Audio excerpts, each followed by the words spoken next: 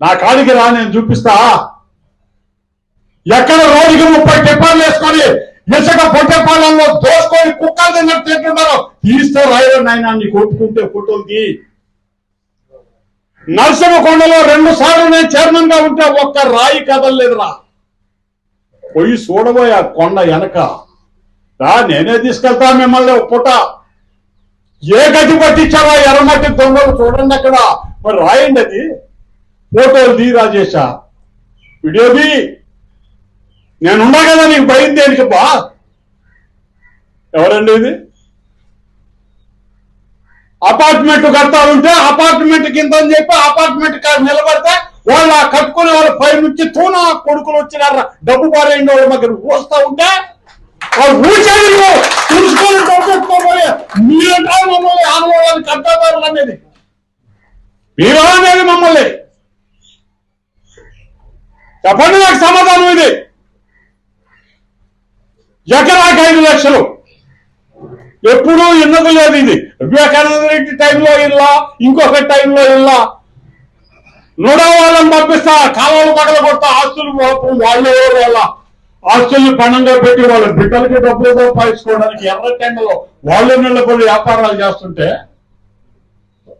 కుక్కలు తిన్నట్టుగా పోయి ఎక్కడ తిన్నది ఎవరని మేమా మీరా?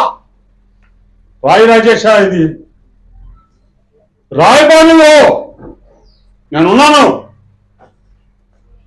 సాక్ష్యాలతో పాటు చూపిస్తా. చెరువుల్లో లేఅవుట్లు వేసుకొని సగం పంచుకున్న ప్రభుత్వం ఎవరో 3 మీకు ప్రతి వారం ఒక చూపిస్తాను. మిమ్మల్ని అందరినీ కూడా తీసుకెళ్తా. ఇంకా గమ్మున నా పాటికి నేనే ఇటు చెప్పబోయేవాడిని. గెలిగినారు కాబట్టి అందరినీ కూడా నేనే తీసుకుపోతా. నారాయణ సార్ కూడా అయ్యా చెరువుల్లో మోసపోకండి అని చెప్పారు. గతంలో నేను అంతకు ముందే చెప్తున్నా. చూపిస్తాను మీకు ఒక లేఅవుట్, సగం బేసిస్ లో ఉన్నట్టుంది. అయ్యలకి చూపిస్తాను మీకు. అది చూడండి, కొన్నోళ్ళు నాశనం కావటం తప్ప ఇంకేమిలే. ఎవరిని ఎవరు విమర్శిస్తారయ్యా చెప్పండి? ఇప్పుడు చెప్పండి, ఎవరిని విమర్శించదలుచుకున్నారు?